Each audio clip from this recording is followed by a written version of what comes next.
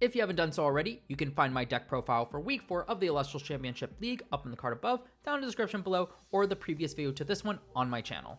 So getting into the match versus J Johnny, piloting Mono Water, I do win the die roll and choose to go first, and I choose to keep this hand. There's no reason to mulligan with a drop to lead in here, and honestly, double Poison Tip Arrow and an Aramare is not bad. Aramare is one of the best starters for the deck to be able to throw in defense. A little susceptible to Veritaqua, but also can't be hit over by Galaxy and will require a Mustachian to flip its stats. So here Johnny starts with the drops leads of his own, shuffling back in Foamy, Mustachian, and a Kraken.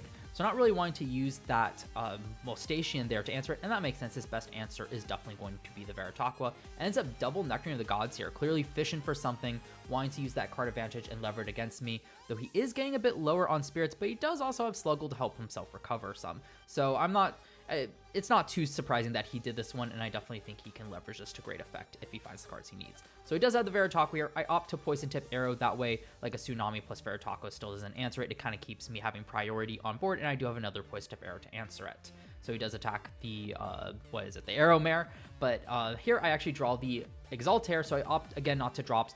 Just throw out the Exaltair, have an Elestral on board to hit in and possibly wow, I can't speak, and possibly have Johnny use a counter rune. He opts just to take it though, after him pausing and being like, you're not using my own bird against me. But I didn't have anything to Nexus off of, so it's not going to do anything. He does enchant a Galaxy. I opt tier 2 Poison Tip Arrow to again keep him off Elestrals because I don't know what I'm going to draw into. So I do find a Sword, which would have been a great answer for it, though he also could have just counter runed it. So I'd rather have the priority here on board and not just maybe let him keep up the Galaxy and throw more out on board. So here he decides to Poison Tip Arrow, does have to take the 1 damage, but the Sorlet is gone. So priority passes over to Johnny. He's got 2 face down still, finds an Ambrosia, which is a great way to recover since he's down to 7 spirits, and now goes back up to 10.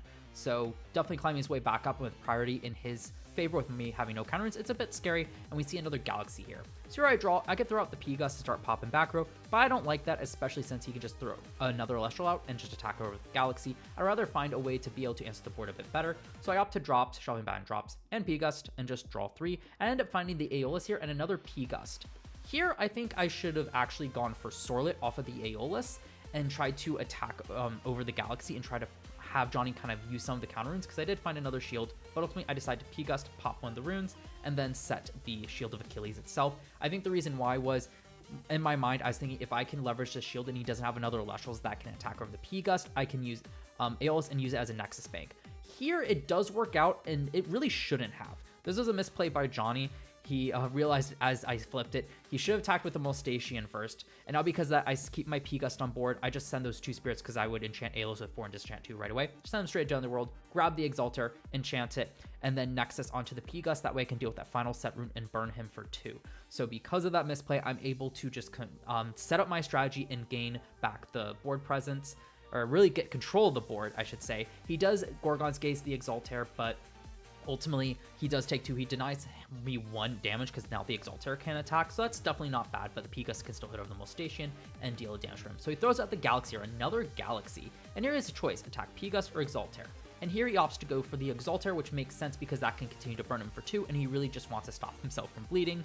Unfortunately, I do have the Gorgon's Gaze here. I use one of the spirits from P-Gust because I'm not too concerned about getting another search off Aeolus here, and just be able to negate the Galaxy's ability, but still have it attack because I timed it after attack declaration. That way he crashes an Exaltair and it goes away. Here I declare Nexus with Exaltair. He uses 2 spirits for Gorgon's Gaze because again he can just deny himself the 1 damage, but I do have the other Elestral here, and that is just game. I take out his final 2 spirits, and that is that.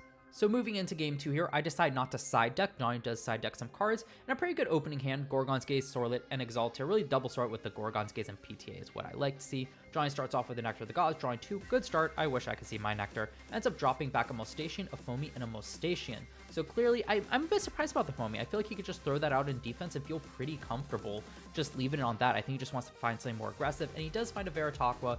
He sets 3 cards and passes it back to me.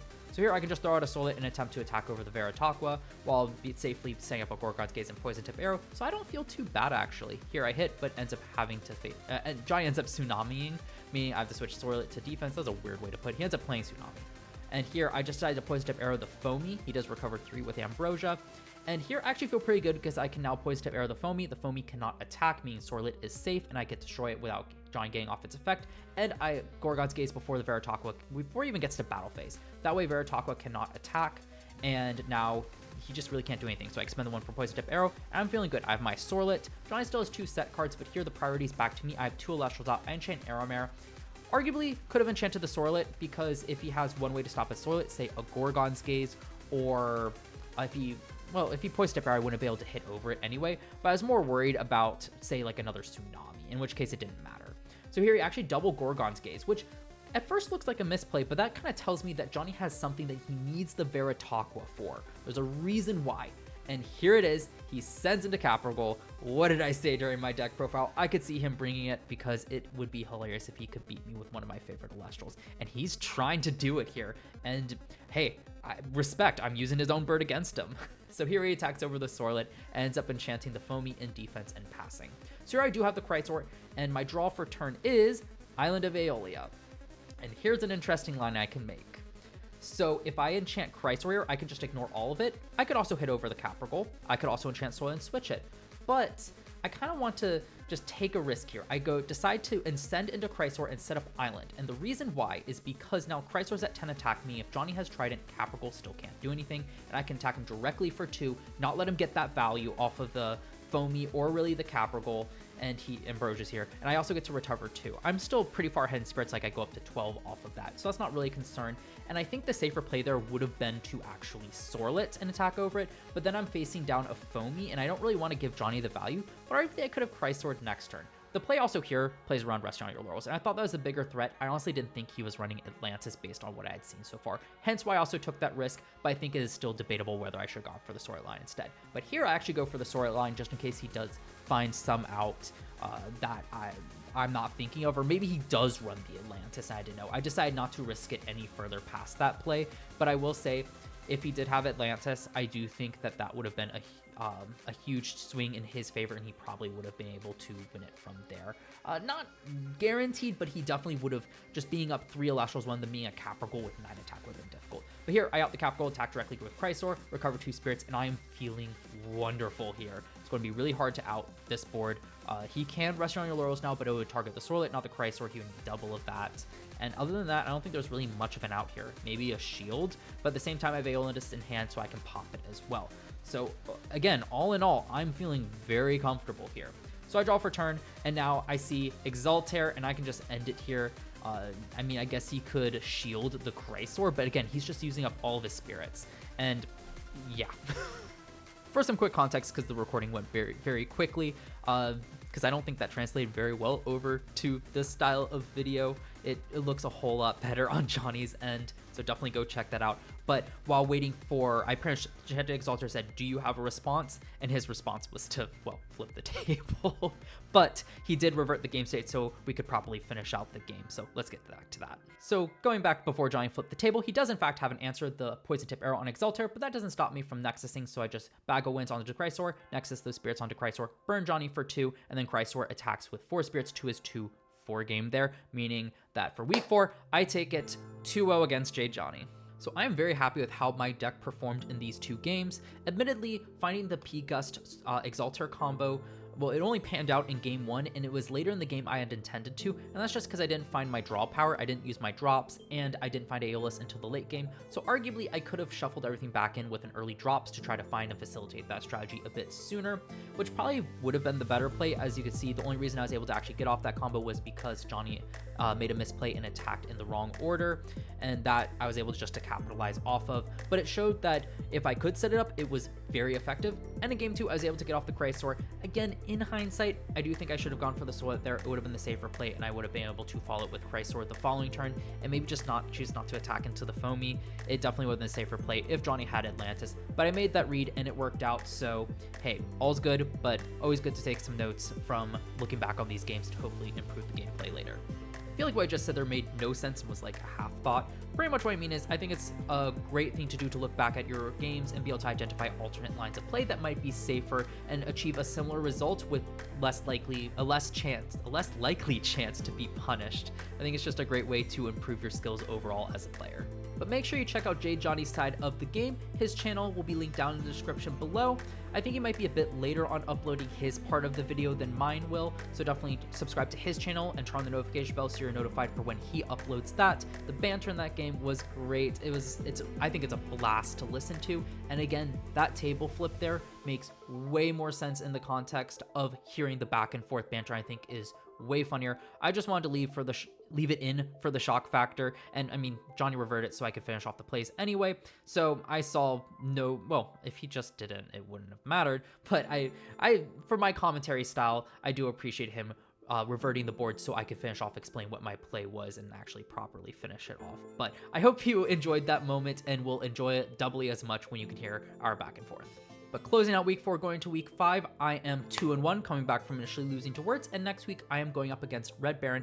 As usual, I have my deck profile going up on 3 p.m. EST on Friday. Hopefully I'll remember to promote it right when it's uploaded instead of a few hours later. But I've been better at promoting the gameplay, which will be going up at 10 a.m. EST on Saturday. Look forward to that, and of course subscribe and turn on the notification bell for my channel so you're notified when I do upload that part. But that being said though, look forward to that as well as plenty more content coming out real soon. So honestly, the first game you saw was not actually the first game, and you'll see why in a moment what actually happened. This is the true game 1.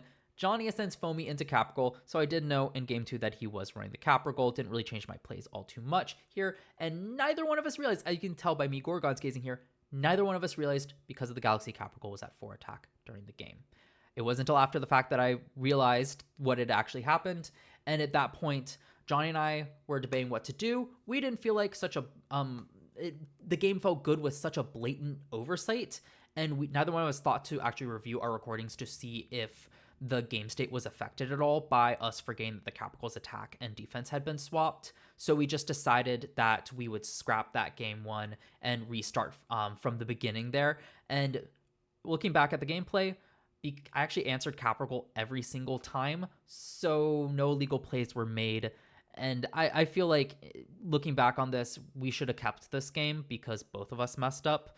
And Johnny would have actually gotten the win here. He did end up winning this match, so we should have gone to game 2 with Johnny 1 win ahead. But alas, that's not actually what happened. So instead, we get a fun blooper reel here. So hope you enjoyed this kind of little post video little part. I swear I never know how to finish off my own sentences when I'm rambling like this. Hope you enjoyed this post video blooper reel. There we go. There's the ending. Hope you enjoyed.